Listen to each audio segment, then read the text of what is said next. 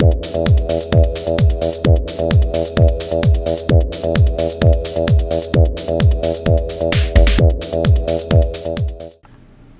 there folks, today I'd like to take a casual peek into my Goody Haul report for the third week of October of 2011. Today is actually very early Monday morning on the 17th, it's just a little after midnight. And I was watching the Season 2 premiere of The Walking Dead earlier, and it's an excellent TV series. I did not catch any of the first season, even though I had the DVDs, until I didn't start watching it until AMC produced their Season 1 marathon. And I'm kind of regretting that I didn't watch it earlier, because that's a really good series, and it's a little different from the books. I just started reading the books after the Season 2 premiere, and it's very nice to see that there are differences between the book and the television show, even early on in my reading. So that'll be a very good experience for me when I read the rest of the series. But this is not about The Walking Dead. This is actually about my Goody Haul for the past week. And to get started, I have here a Magic the Gathering 2012 core set booster pack. Now, I had actually put off this addiction back in the Kamigawa block, and it's just too addicting. I really love the artwork on these cards. And I barely even played. I played more online than I did in person, mainly because I really had no one to play against. But I really dig the artwork on this, and it was just a really cool thing to play back in the day. And yeah, I put it off. It's just addicting, and but I've been watching some videos from YouTuber 429-3172, I believe that's your number, hang loose, and forgive me if I got that wrong. But watching his, I guess, unpacking of booster packs from various different card games really got me the itch just to pick one of the Magic sets back up, just to see how they've progressed in the last, was it 4 or maybe 5 years since I last collected this. And this was, I believe, $4, so the price hasn't changed too much. It's gone up about $1 in the last 5 years. So hope to crack this open sometime soon. Hopefully it will not fuel the cardboard addiction that I had a while back.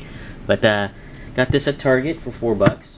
Other stuff I found at Target, found some neat Star Wars items, and it's been a while since I collected some Star Wars figures. Not as long as the Magic cards, but it's been several months since I picked up some Star Wars figures.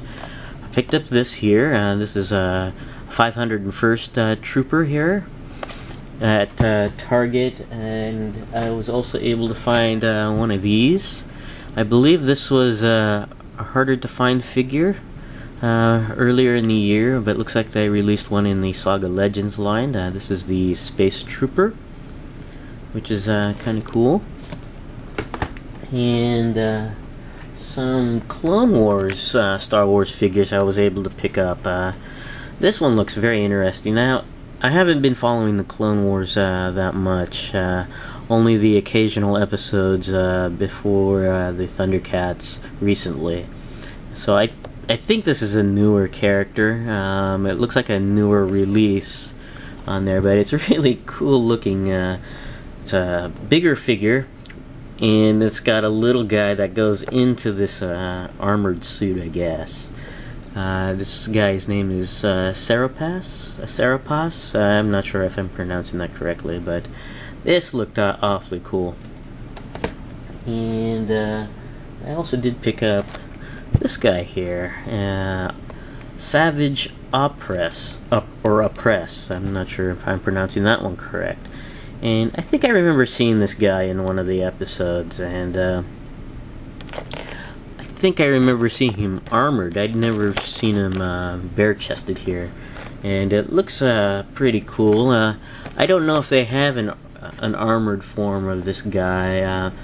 For those fellow Star Wars, Clone Wars figure collectors, let me know, because I'd like to get one in an armored form if he's already been released in that version. But this one's still cool. It's got a variety of weapons.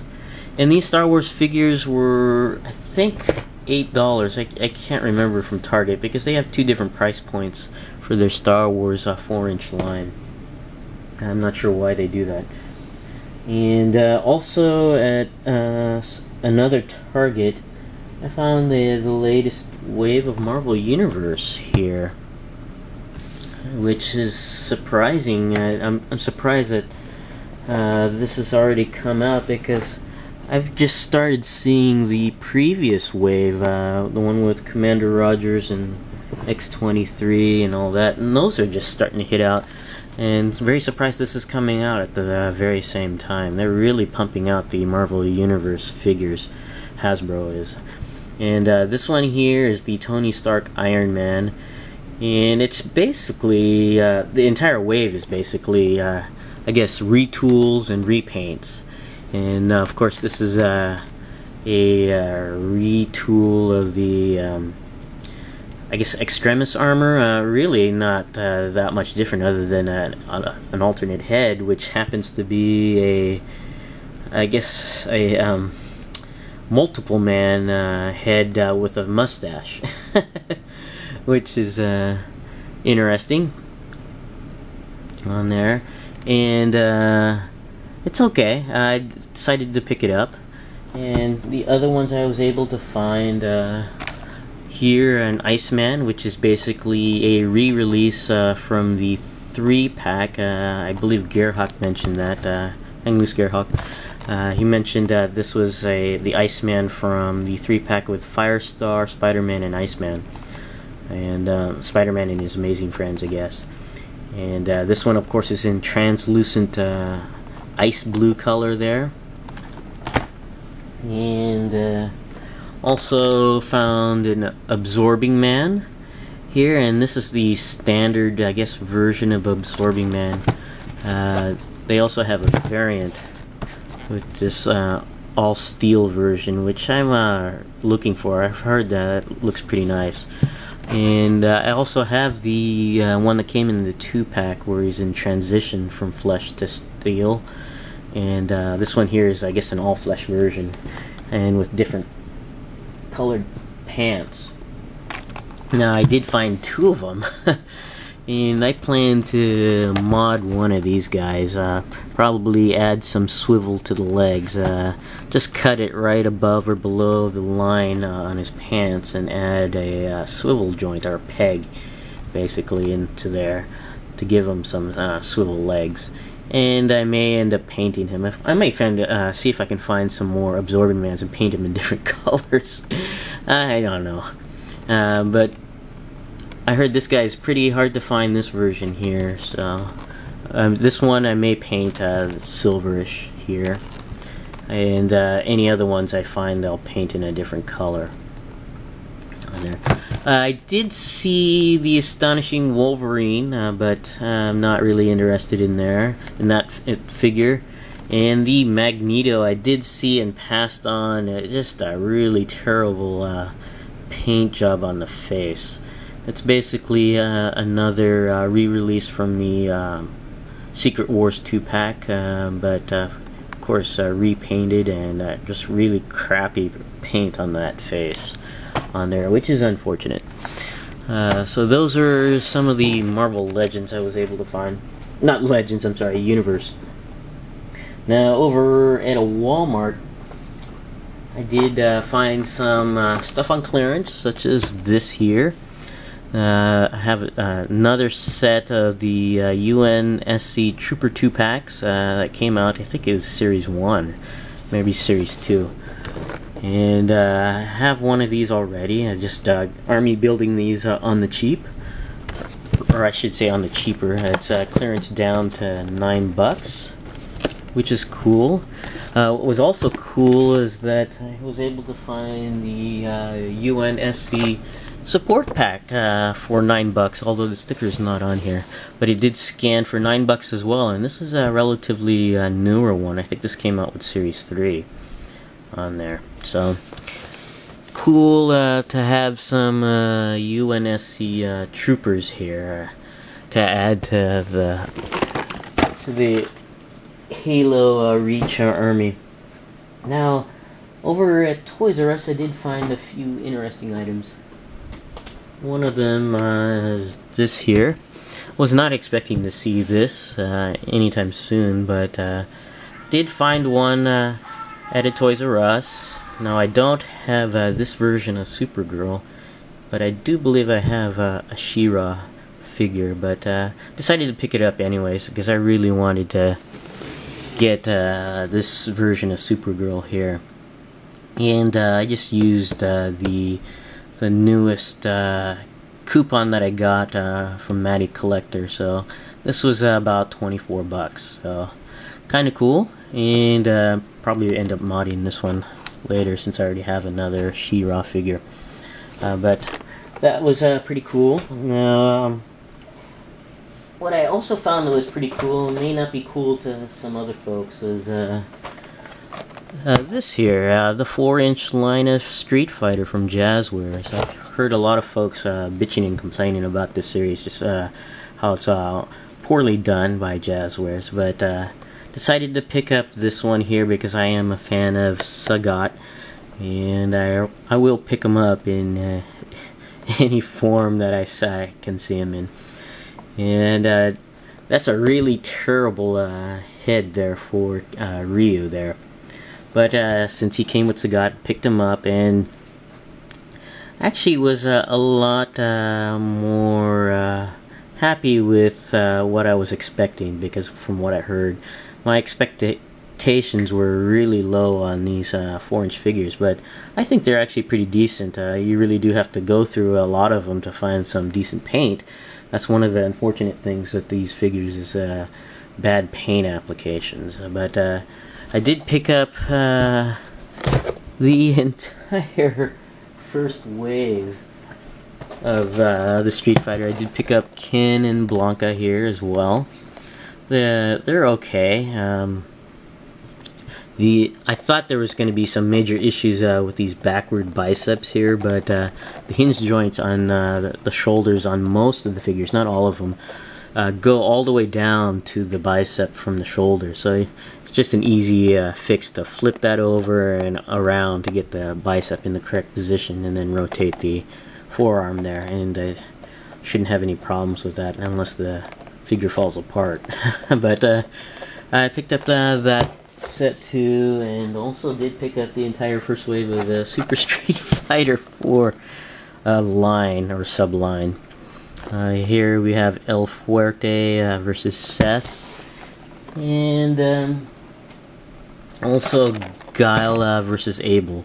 Now this particular set was the worst of the paint apps out of all of these 4 sets here. The Abel is just really messed up on the face on this guy, and the eyes on Guile here are just a little less than desired. So you really have to pick through these to find a decent set. And these were all $15 each, which is it's an okay price to me for 2 figures, 2 4-inch figures. Now finally, I did hit up my Toy Fusion yesterday, and I did pick up this guy. The Hasbro Marvel Legends Mole Man from the Ronin, I guess, Build-A-Figure line. And I remember watching a video from Glenn Webb, hang loose there, and he had picked up a Mole Man, and I did some modifications to him. But I actually enjoyed watching his video, and also the figure. And I was glad to have seen the Mole Man at Toy Fusion, actually a while back. I've been keeping my eye on this figure at Toy Fusion, but they were selling it for $25, and I didn't want to pay that much for the figure, so I kept passing them up. And then just yesterday, I guess whoever was selling this particular figure marked it down to $15, and that's when I finally bit and picked up this figure. And of course the Ronin Build-A-Figure part did not come included. This is loose, but it's kind of nice that he came with his staff there. And now I'm thinking of actually collecting more of the Lord of the Rings Smeagol figures, the articulated Smeagol figures, and add for his army.